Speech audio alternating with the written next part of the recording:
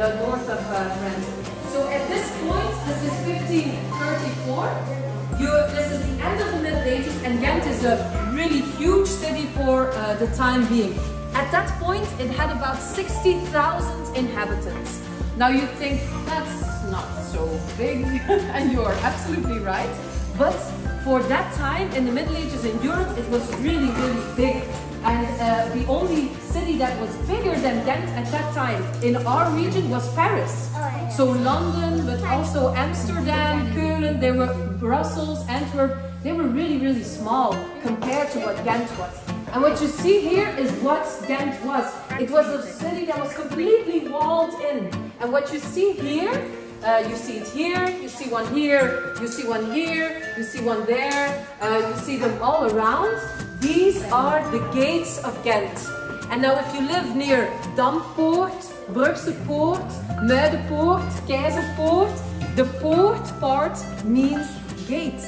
And these were all the gates to the city. And you have to just imagine that if you pass through something today that's called port, like the Dampoort, you're actually moving from what's not the city, absolutely not, from like the outside through the gates of Gent and then entering into the city.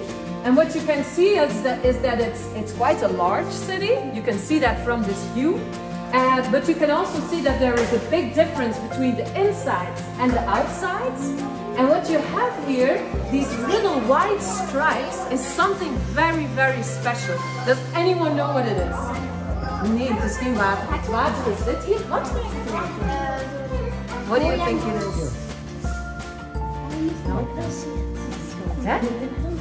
The white stripes here. You don't see the white stripes? Now you see them? What do you think it is? Een boerderij?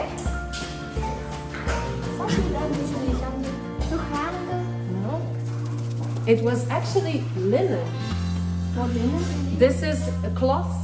So it was the textile, which they made the clothes and the textile, etc. from. And what you see here is that, what I explained earlier, they made it from wool. And the wool they got from England because it was the best wool in the world. And they were always trying to make the cloth in Gent and the textile in Gent more valuable. It wasn't such a big market at that point. Today textile is a huge market. But at that point textile wasn't such a big market, but it was really expensive. Because normal people could not afford to have really, really nice clothes. And especially, that's what I said earlier, the colors. And what you see here is that they are bleaching. They're bleaching the cloth there by putting it out in the sun so that it becomes completely white and can absorb color. And now this is the thing. The thing that made the difference for Gent is that they really used a wonderful process to color it so that it could have magnificent colors like blue, like red, like gold and like black. Now look at us today. We are all here dressed in black and blue and red and whatever color you like. But this was really something, if we were here running around in the Middle Ages in Europe, yeah, everybody would think we are kings and queens. Because normal people would not be able to afford color. And people in Gent were able to afford color, and because of that they had status. Everyone looked up to them because they could afford color. And now the most expensive colors were these. Red, Parmesan red, that was a deep, deep royal red, and then, and royal blue, Koningsblauw. And the royal blue is interesting actually, because they used to make the blue, where did they get the blue from? The red was usually from crabs, but also they got it from the Silk Route, that of course traces all the way back to China. And at one point they discovered they were making blue from a local herb. It's called Wieren. It's not very well known. And at one point they discovered that indigo was much better. But of course there's no indigo here. So they were also, as soon as they discovered it in 1500, they discovered indigo is a much, much better and much more beautiful. The way of blue, they started importing that so that they could, Gent could become like a specialty of Gent, like this royal blue. Let me show you that one. Another very specific in here. Okay.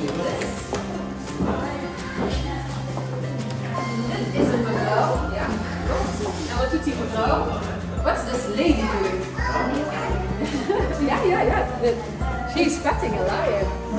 She's fighting the lion. No, she's not fighting a lion. What's she doing? She's eating the lion.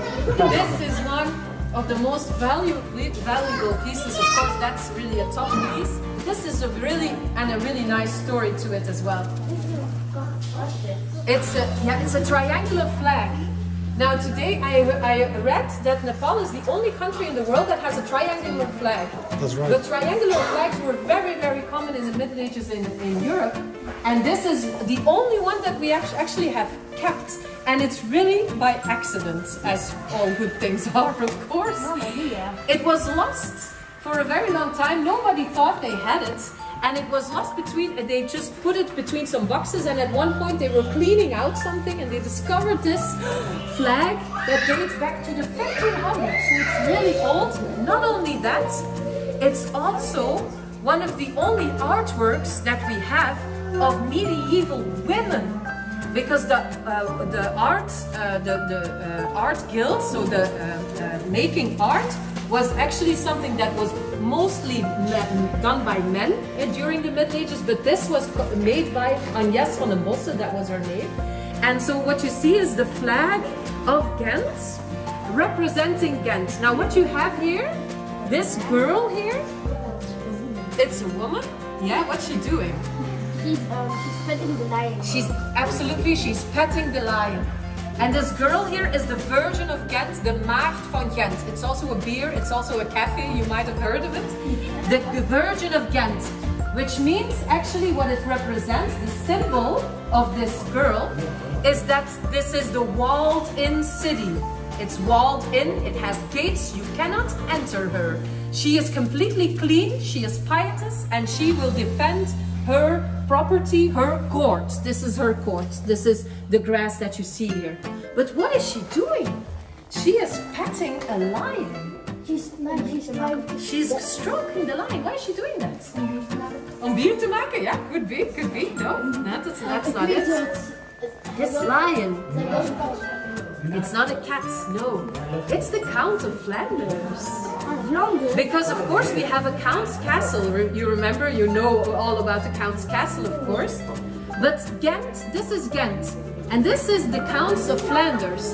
And now today you would say that Gent is a part of Flanders. But in the Middle Ages, people in Gent would think differently. They would say that the Counts of Flanders are guests in Gent. And they should behave. They should be good, and they really should not speak out of turn and should abide by the rules of Gent. Because Gent was, as I showed you, it was the biggest city of the region, it was the richest city of the region, and it really knew that they were really in charge. And that the guests, the Counts of Flanders, should really behave. That's why she is petting the lion. But the lion is also quite dangerous. And that's something we learned a little bit later, that the lion became bigger and bigger, actually because these Counts of Flanders, they really had no special qualities, let's put it that way, but they were good in really one thing. Can you imagine what it was? Not war, but that would be a good option. What do you... Bier maken? No, not that one either. Marrying. They were really, really good at marrying other rich people. Because of that, they became even richer. And so they were attached to all other zones in Europe because of marriage. And that's why this lion became even more and more big.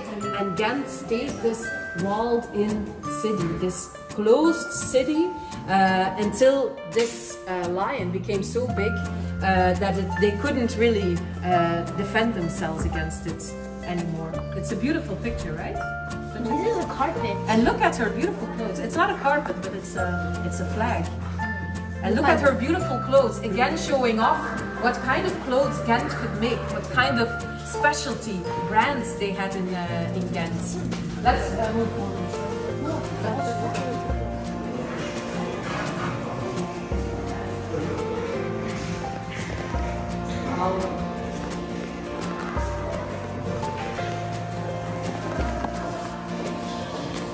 Thanks. Are you okay? All right.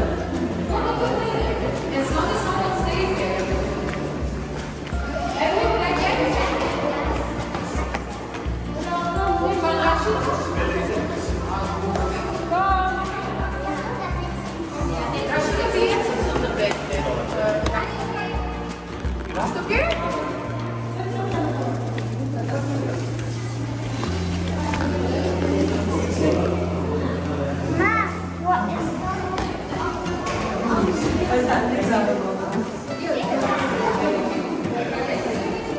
¿Qué les ve? ¿Ah? Lego. ¿Lego?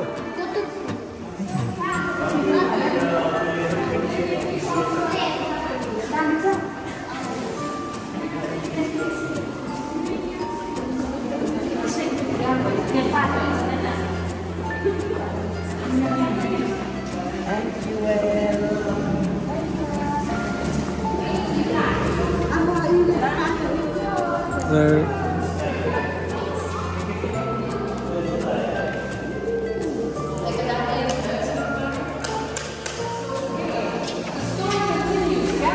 I just got that question, which is of course the main question.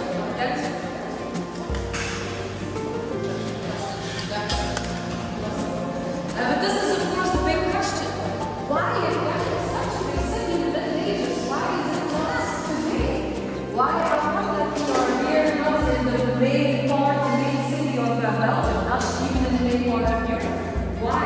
And of course the answer is that this counts of them, and also the empire that was constructed became so much. And at one point Gent was punished by the Emperor Charles. That's why we wear the news. That's a different story. They were punished, and then Gent lost all its power, lost all its immunity, and that's what you see here is Gent trying to recover from that. This is in a time where you're entering here. This is the imperial colonial time. This is when Britain, also France, but mostly Britain, of course, is invading the whole world, is making colonies, is building up an empire. All countries in Europe are doing that at the same time. They are stealing away a lot of things, obviously. And Gent is not, or Belgium is not doing anything. It's just, it tries to keep on what it's doing, and it's not working. And because of that, a lot of people flee out of Gent. A lot of refugees go to the Netherlands, go to England, go to France. And what you're seeing here is actually that Gent, you see that Gent is becoming one small city in a lot of cities, like Brussels, like Antwerp, Bruges, and Lille. And what you see there, the big outskirts there, that's the outside of the city. The mills there, you see them? That's Eckenkamp, if you know it. And the picture there on the left, that's the Burgervaart. So for those of you from Marken or Hot area, that's the Burgervaart that you see there, which they are digging. Do you know where it is? Burgervaart? Most of you? It's near the Burgerpoort. It goes all the way to Marken and to Evening. And that's them digging that. Just to try to be a part of all those cities together. But apparently it's not really working because they have lost their power. And because of that, actually, yeah, a lot of the buildings are still intact because we have no money to rebuild them, or to make them new. So that's actually good. But yeah, it must not have been fun at that point. Let's move forward to next slide.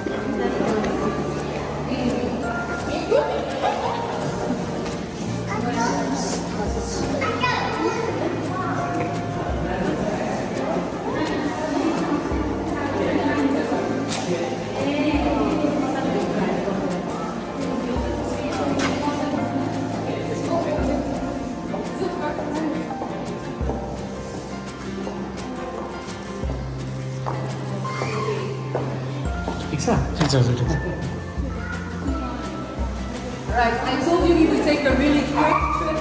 I told you we would take a really quick trip down the time. And you know, we've been traveling like in 100 years of speed.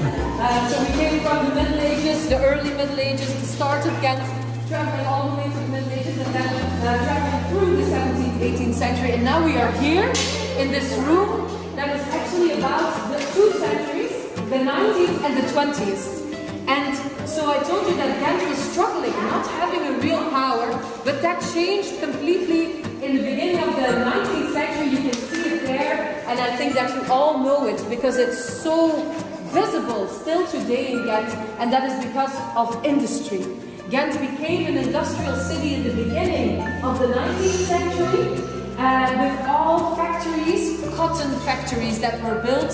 Rabot, Brugse Poort, Muiden, Dampoort, Ledenberg, everywhere around Ghent, where the gates used to be, we have those huge textile factories that are being built. And that brings a lot of things to Ghent. It brings a lot of trouble, it brings a lot of politics, it brings a lot of interest.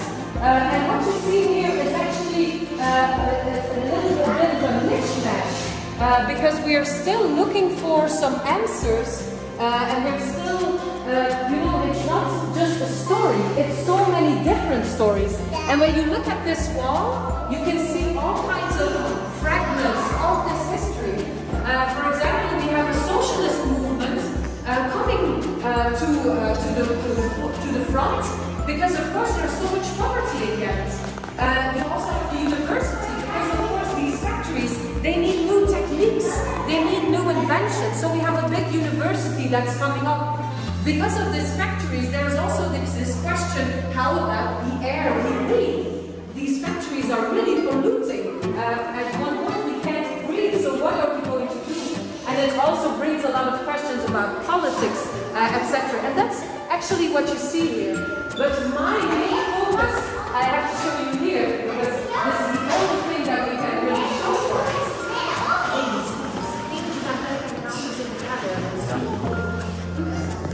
What you see, what the industry or the or factories or work also does is, of course, that it attracts a lot of people to come to work here. When Ghent starts to become a big city, of course there are many more and more people who are coming here. And at first they are coming from nearby, from small villages, moving to the city.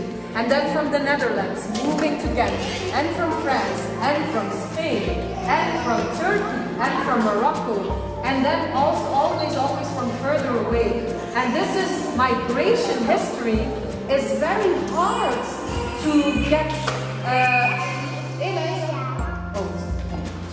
and this migration history is really hard to show in a museum, because of course there has been migration all through everything that I've been showing you.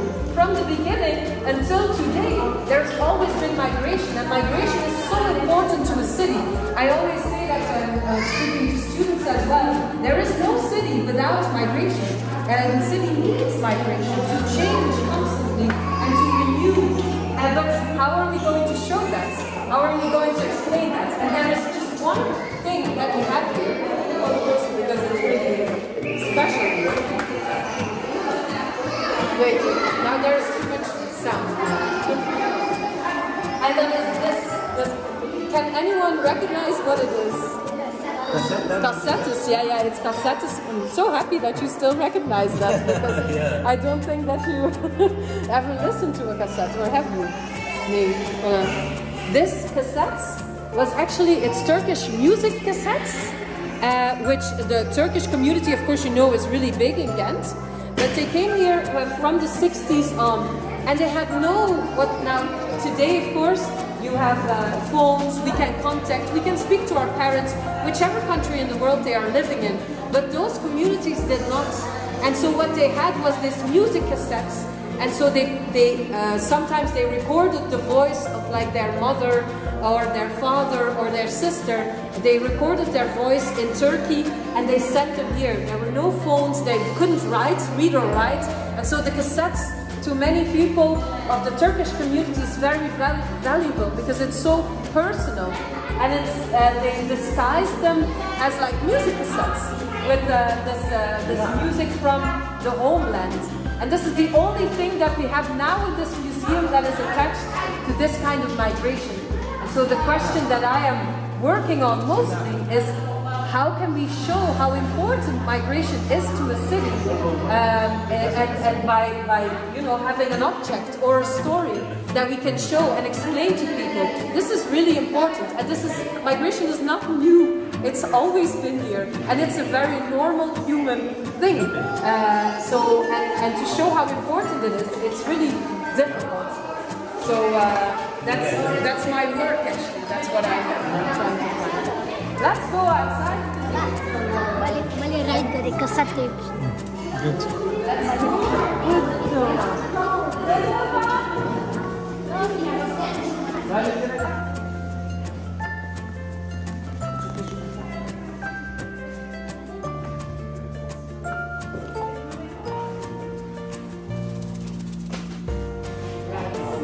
Okay, this is the room that is very, very personal to me, because this is the room that is specifically about my project.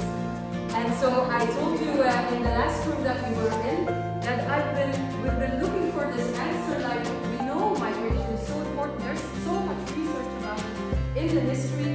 We have no way of showing it to people and explaining to people why it is so important, how it is important. I've been looking for this answer I would say maybe for the past 20 years or something. Still haven't found it, but still looking for it, and I hope looking for everyone who can help me with it. And so I'm really grateful to Sanju for always giving me ideas about that as well.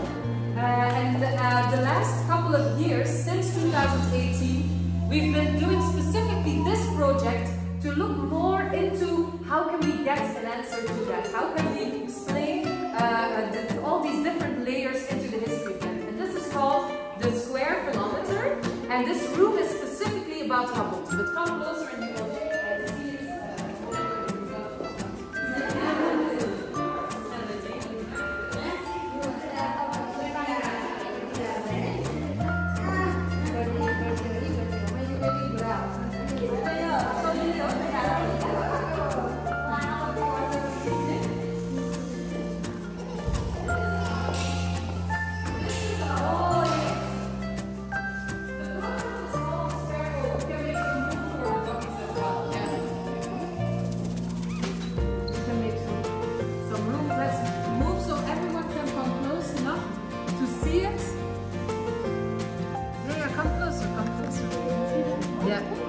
So this is the project that Thijs and me are doing, and this is the Square Kilometer. The idea is very simple. It's every square tile of that floor that we just saw upstairs. We will look at it really, really closely. And together with people who are working there, who are thinking about history and thinking about the future also, we want to ask, so what do we want to show? What do we need to show? Not just migration, but also everything else that has no place in this museum or has no place in books or that we have forgotten. What do we need to remember? What do we need to show? What do we need to look for? And this is the project that Sanju has worked on so intensively, and again, thank you so much for that. Is looking at this specific area. You have the Wandelgemstraat, you have the St. Joseph Church, you have the Beggenage, the Geinhof here, then you have the Palace of Justice. These are the Gasmeters, the Gasmeterlaan, and then if you want to go to Wondelgem, that's all this way here. And what we are doing is actually taking a microscope, as to say, and really looking for all these houses, all these streets. What is it hiding? What history is not showing? What people are not bringing their history to this museum because they don't think it's about them or they don't think it's their place. And this is really what we've been trying to do. And so I've been traveling around Gent. I've been staying in Rabot for a couple of months, working specifically on that area, on Ledenberg, that specific area, the Brugse Poort, and now I'm going to the Dampoort, to that area, and always trying to dig up new stories, stories that haven't been told, stories that need to be told and we cannot forget, or we really want our children to know, and our grandchildren and the next generations, that they should really keep, and that might inspire them to do something else or to do something new. That's the whole idea. So what we did in Rabot is we stayed there in 2020, and then we made this route to show you just a little bit of some ideas that we think, well, that's something that I think most people would not know, and that most museums maybe have no place for. And we try to create a place here, it's just temporary, and then we move further to the next area. So the photo that you saw when you came in, what you have here is the 3 little towers of Rabot. And that's such a beautiful picture, because the 3 little towers, if you ask anyone in Gent, Rabot, they will tell you, oh, those 3 little towers. Like that's all of it. Look at, if you look from above, you can see it's actually here. It's actually here. It's so small. All the rest doesn't matter. All the rest matters. This is just one small building. It's not everything there is to say about Rabot. So let's look at some other things. And there are 4 stories here. I will let you discover them for yourself, but just to give you an idea. There are 4 stories that we explored specifically. One is very close to Simon, of course, the Wandelhemstraat. I think that most of you know this street, but I don't know how long you've known it, of course. I don't know how long you've known it, but the Wandelhemstraat is about 100 years old. And of course now you know that it's a street with a lot of shops, a lot of different shops. If you want to find anything, you will go to the Wandelhemstraat, because it's such a busy street that has so many different things. But some of you might know that not so long ago, about 20 years ago, there was actually not so much there. It was just, what? You weren't born, so you can, but other people might know. 20 years ago, a lot of the houses were completely empty. There were no stores, and all there was Turkish butchers, and also gambling, Turkish gambling and Turkish butchers. But that was it. So we started in the Wandelhemstraat. So we started looking at each house. I went through each house to look in the sources until 1891. So that's 140 years or 130 years ago. And for every 10 years, I looked at what was the building being used for, to know what is really going on in the Wandelhemstraat. What's the real story behind this street? Yeah, you can check it out. And you have all these different things. And then we have some of these.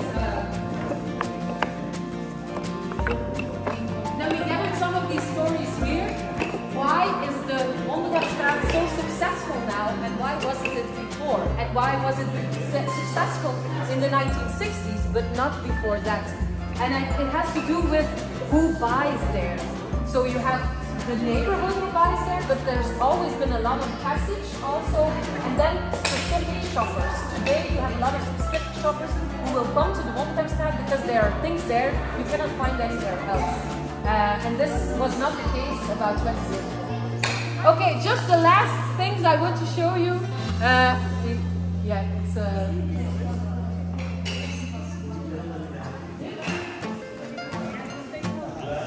okay.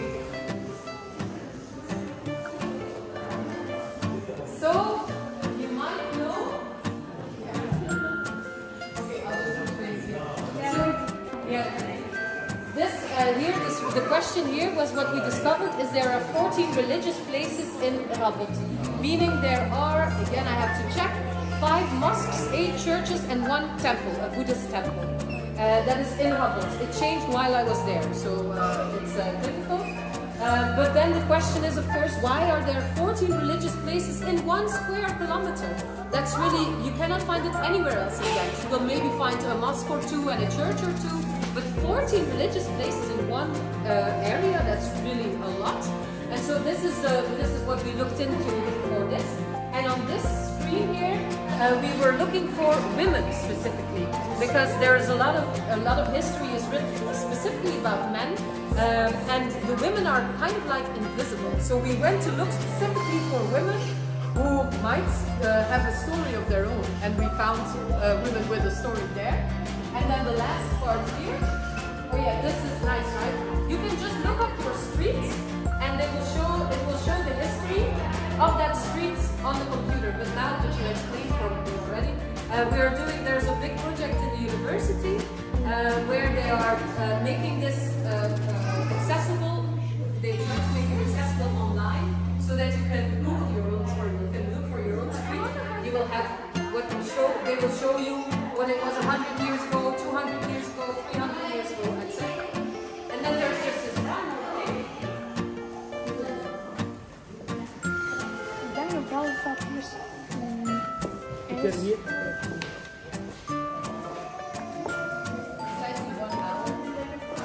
Those of you who know Rabot probably know this. This is the streets, the Gebroeders Smetstraat. So this is, I think your house is maybe here. Yeah, it's here, probably here. Samuel Raju's house is here, I think. But there is a big park there.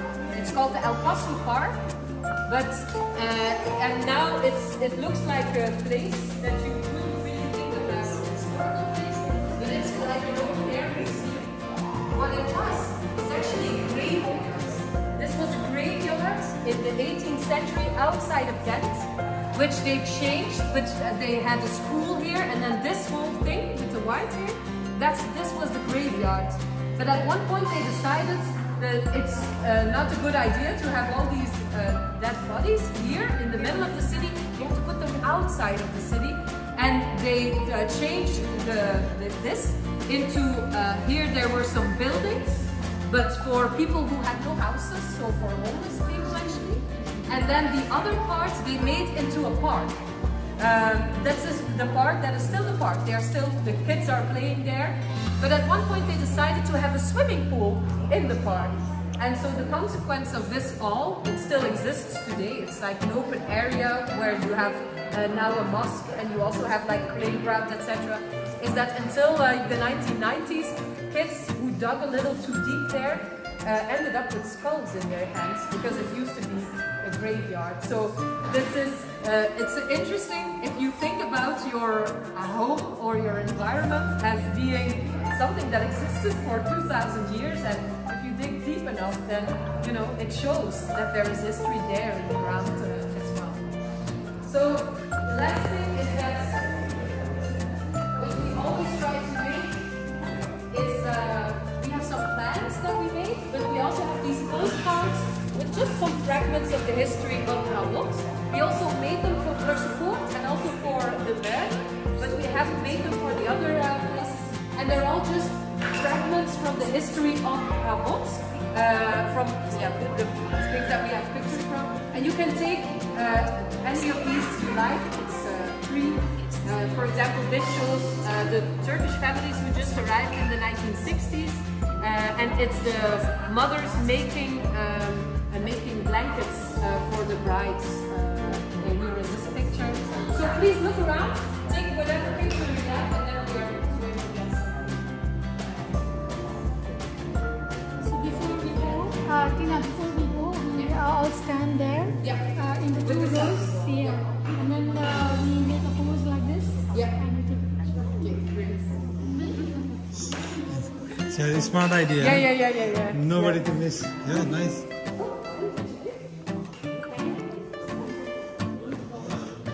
It's really interesting and educational visitor.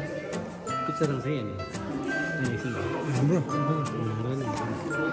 तपाईँहरूको आउँछ नि राम्रो छ हो jail छैन सिक्कर तल देखाउँछ हजुर My favorite sport league. ल अरू पनि ल्याउनुपर्छ अरू पनि छ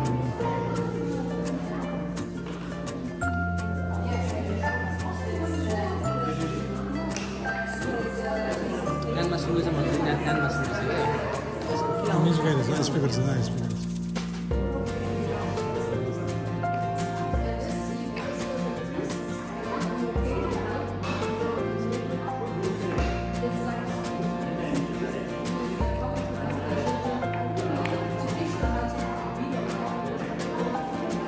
अब आउँछ गाउने होला खोइ कति लाउँछ त्यस अलिकति लिक्क देखाएको म्युजिक ज्यादा ल कसो कसै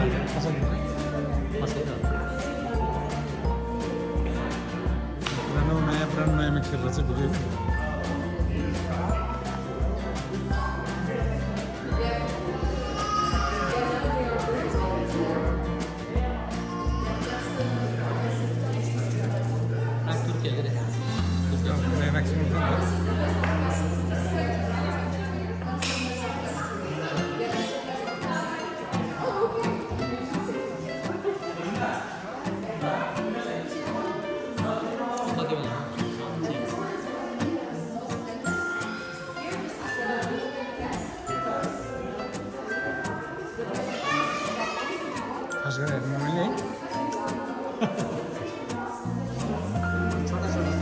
हेर्नुभएको थियो पहिले तपाईँले पहिला हेर्नुभएको थियो तपाईँले हेर्नुभएछ चेल्सीको घरको गेट त्यो लामो भएको देश तपाईँको कल्चरको बारेमा मान्छे है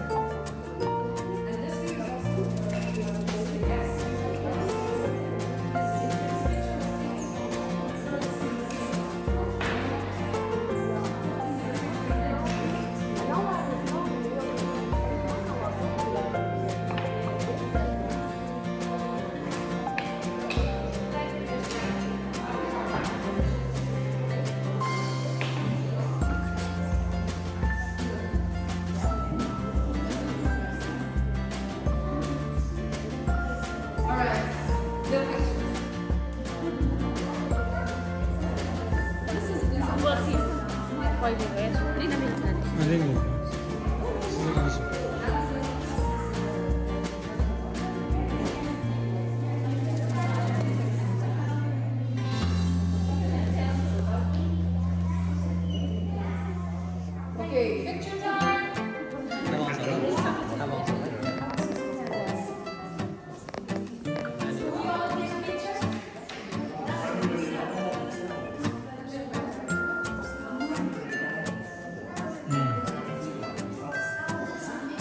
Quay ra không vào nó đâu đi.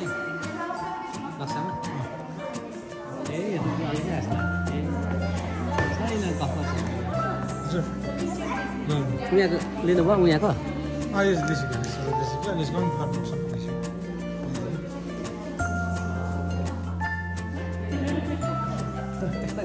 Đang xuống rồi.